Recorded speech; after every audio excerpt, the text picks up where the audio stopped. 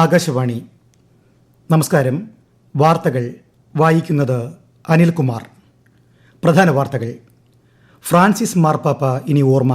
സംസ്കാര ചടങ്ങുകളിൽ പങ്കെടുത്ത് രാഷ്ട്രപതി ദ്രൗപദി മുർമു ഉൾപ്പെടെയുള്ള ലോക നേതാക്കൾ. രാജ്യസുരക്ഷ കണക്കിലെടുത്ത് ഭീകരവിരുദ്ധ പ്രവർത്തനങ്ങൾ, സുരക്ഷാ സേനയുടെ നീക്കങ്ങൾ തുടങ്ങിയവയുടെ തത്സമയ ദൃശ്യങ്ങൾ സംപ്രേഷണം ചെയ്യുന്നതിൽ നിന്നും മാധ്യമങ്ങൾ വിട്ടുനിൽക്കണമെന്ന് കേന്ദ്ര വാർത്താവിതരണ പ്രക്ഷേപണ മന്ത്രാലയം.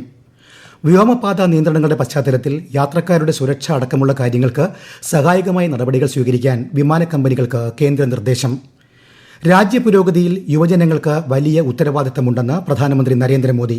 റോസ്ഗാർ മേളയുടെ ഭാഗമായി 51,000-ലധികം നിയമന ഉത്തരവുകൾ വിതരണം ചെയ്തു. പ്രധാനമന്ത്രി നരേന്ദ്രമോദിയുടെ പ്രതിമാസ റേഡിയോ പ്രഭാഷണ പരിപാടി മൻ കി ബാത്ത് നാളെ. വിഴിഞ്ഞം തുറമുഖം കമ്മീഷൻ ചെയ്യുന്നതിന്റെ ഭാഗമായി മുന്നൊരുക്കങ്ങൾ വിലയിരുത്തി മുഖ്യമന്ത്രി പിണറായി വിജയൻ. IPL ക്രിക്കറ്റിൽ Kolkata night Riders Punjab Kings പോരാട്ടം. വാർത്തകൾ വിശദമായി. ഫ്രാൻസിസ് മാർപ്പാപ്പയ്ക്ക് വിട നൽകി ലോകം. ആഗോള റോമൻ കത്തോലിക്ക സഭയുടെ തലവന് റോമിലെ സാന്റ മറിയ മജോറെ ബസിലിക്കയിൽ അന്ത്യവിശ്രമം. രാഷ്ട്രപതി ദ്രൗപദി മുർമു ഉൾപ്പെടെ വിവിധ ലോക നേതാക്കൾ, വിശിഷ്ട വ്യക്തികൾ, ആയിരക്കണക്കിന് വിശ്വാസികൾ എന്നിവരുടെ സാന്നിധ്യത്തിൽ വത്തിക്കാനിൽ സംസ്കാര ചടങ്ങുകൾ നടന്നു. സെന്റ് പീറ്റേഴ്സ് സ്ക്വയറിൽ വിപുലമായ ആചാര അനുഷ്ഠാനങ്ങളോടെയായിരുന്നു ചടങ്ങുകൾ. കേന്ദ്രമന്ത്രിമാരായ കിരൺ റിജിജു, ജോർജ് കുര്യൻ തുടങ്ങിയവരും കേരളത്തെ പ്രതിനിധീകരിച്ച മന്ത്രി റോഷി അഗസ്റ്റിനും ചടങ്ങിൽ പങ്കെടുത്തു. 2,50,000-ലധികം പേരാണ് സംസ്കാര ചടങ്ങിൽ പങ്കെടുത്തത്. ഫ്രാൻസിസ് മാർപ്പാപ്പ സമൂഹത്തിന് ചെയ്ത സേവനം ലോകം എന്നും ഓർക്കുമെന്ന് പ്രധാനമന്ത്രി നരേന്ദ്രമോദി സമൂഹമാധ്യമത്തിൽ അനുസ്മരിച്ചു. രാജ്യസുരക്ഷ കണക്കിലെടുത്ത് ഭീകരവിരുദ്ധ പ്രവർത്തനങ്ങൾ, സുരക്ഷാ സേനയുടെ നീക്കങ്ങൾ തുടങ്ങിയവയുടെ തത്സമയ ദൃശ്യങ്ങൾ സംപ്രേഷണം ചെയ്യുന്നതിൽ നിന്നും മാധ്യമങ്ങളും വാർത്താ ഏജൻസികളും സമൂഹ മാധ്യമ ഉപയോക്താക്കളും വിട്ടുനിൽക്കണമെന്ന് വാർത്താവിതരണ പ്രക്ഷേപണ മന്ത്രാലയം.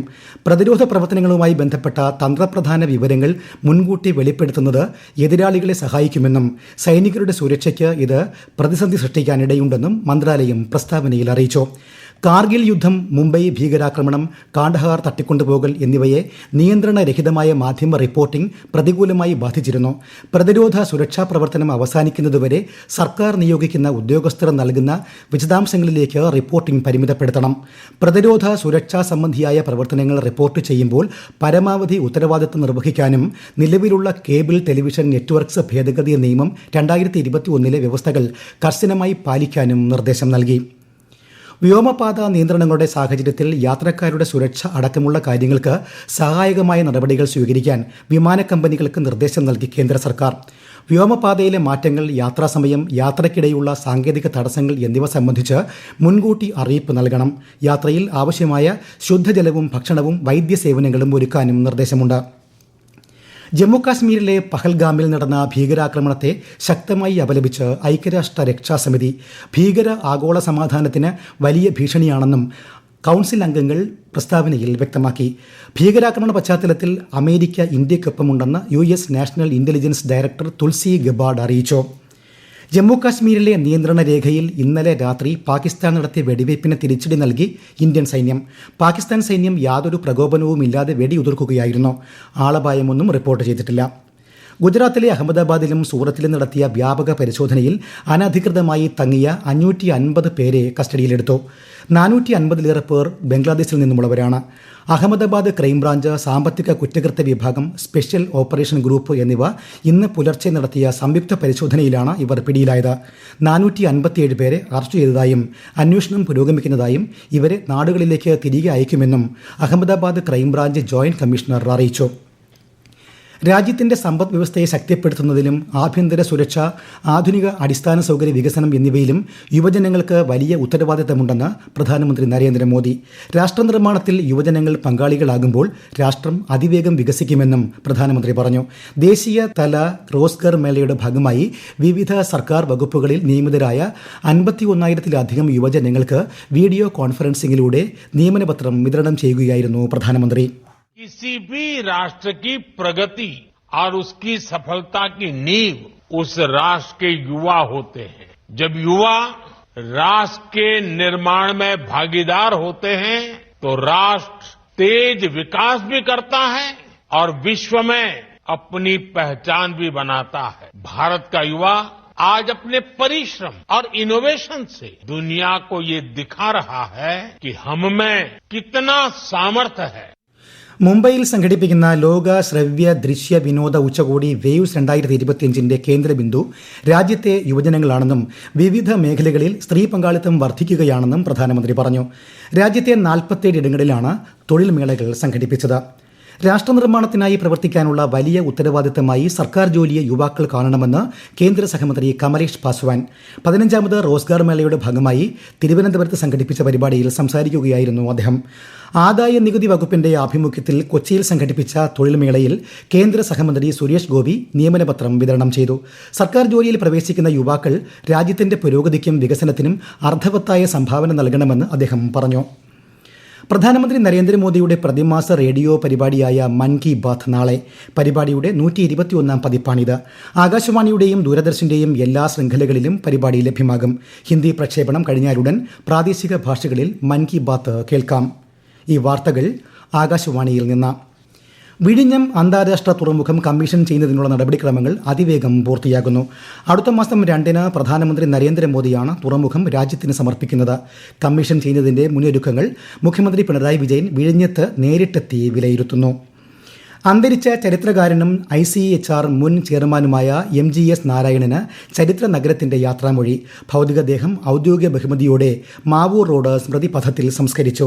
രാഷ്ട്രീയ സാംസ്കാരിക മേഖലയിലെ പ്രമുഖർ സംസ്കാര ചടങ്ങിൽ സംബന്ധിച്ചു. ഇലക്ട്രോണിക്സ് ഘടക നിർമ്മാണ പദ്ധതി നിർദ്ദേശങ്ങൾ, ഓൺലൈൻ പോർട്ടൽ എന്നിവ കേന്ദ്ര IT മന്ത്രി അശ്വിനി വൈഷ്ണവ് രാജ്യത്തിന് സമർപ്പിച്ചു. കഴിഞ്ഞ 10 വർഷത്തിനിടെ രാജ്യത്തെ ഇലക്ട്രോണിക്സ് ഉൽപ്പാദനം 5 മടങ്ങും ഇലക്ട്രോണിക്സ് ഉൽപ്പന്ന കയറ്റുമതി 6 മടങ്ങും വർദ്ധിച്ചതായി കേന്ദ്രമന്ത്രി ചടങ്ങിൽ അഭിപ്രായപ്പെട്ടു.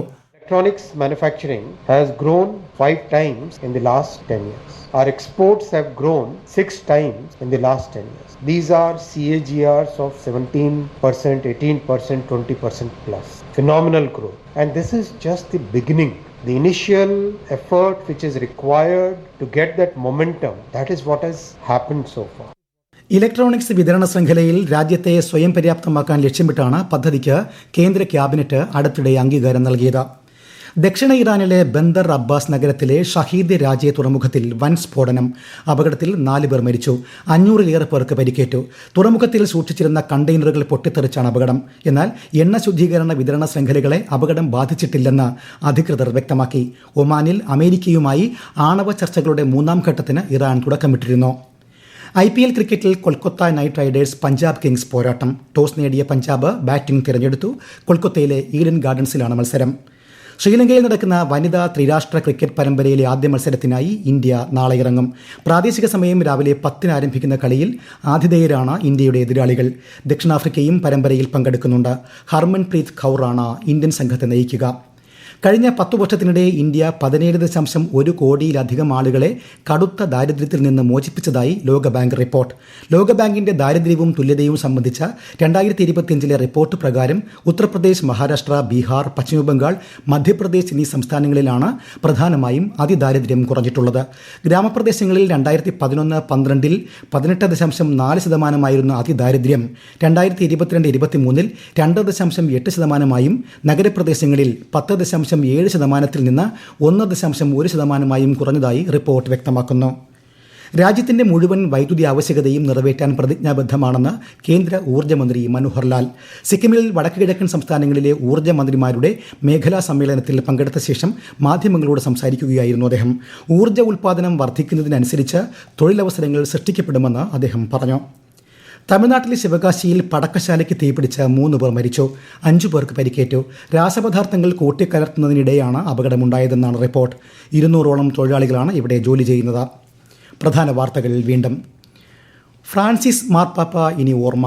സംസ്കാര ചടങ്ങുകളിൽ പങ്കെടുത്ത രാഷ്ട്രപതി ദ്രൗപദി മുർമു ഉൾപ്പെടെയുള്ള ലോക നേതാക്കൾ. രാജ്യസുരക്ഷ കണക്കിലെടുത്ത ഭീകരവിരുദ്ധ പ്രവർത്തനങ്ങൾ, സുരക്ഷാസേനയുടെ നീക്കങ്ങൾ തുടങ്ങിയവയുടെ തത്സമയ ദൃശ്യങ്ങൾ സംപ്രേഷണം ചെയ്യുന്നതിൽ നിന്നും മാധ്യമങ്ങൾ വിട്ടുനിൽക്കണമെന്ന് കേന്ദ്ര വാർത്താവിതരണ പ്രക്ഷേപണ മന്ത്രാലയം. വ്യോമപാത നിയന്ത്രണങ്ങളുടെ പശ്ചാത്തലത്തിൽ യാത്രക്കാരുടെ സുരക്ഷ അടക്കമുള്ള കാര്യങ്ങൾക്ക് സഹായകമായ നടപടികൾ സ്വീകരിക്കാൻ വിമാന കമ്പനികൾക്ക് നിർദ്ദേശം. രാജ്യപുരോഗതിയിൽ യുവജനങ്ങൾക്ക് വലിയ ഉത്തരവാദിത്തമുണ്ടെന്ന് പ്രധാനമന്ത്രി നരേന്ദ്രമോദി. റോസ്ഗാർ മേളയുടെ ഭാഗമായി 51,000-ലധികം നിയമന ഉത്തരവുകൾ വിതരണം ചെയ്തു. പ്രധാനമന്ത്രി നരേന്ദ്രമോദിയുടെ പ്രതിമാസ റേഡിയോ പ്രഭാഷണ പരിപാടി മൻ കി ബാത്ത് നാളെ. വിഴിഞ്ഞം തുറമുഖം കമ്മീഷൻ ചെയ്യുന്നതിന്റെ ഭാഗമായി മുന്നൊരുക്കങ്ങൾ വിലയിരുത്തി മുഖ്യമന്ത്രി പിണറായി വിജയൻ. IPL ക്രിക്കറ്റിൽ Kolkata night Riders Punjab Kings പോരാട്ടം. വാർത്തകൾ കഴിഞ്ഞു. അടുത്ത വാർത്താ പ്രക്ഷേപണം രാത്രി 8:35.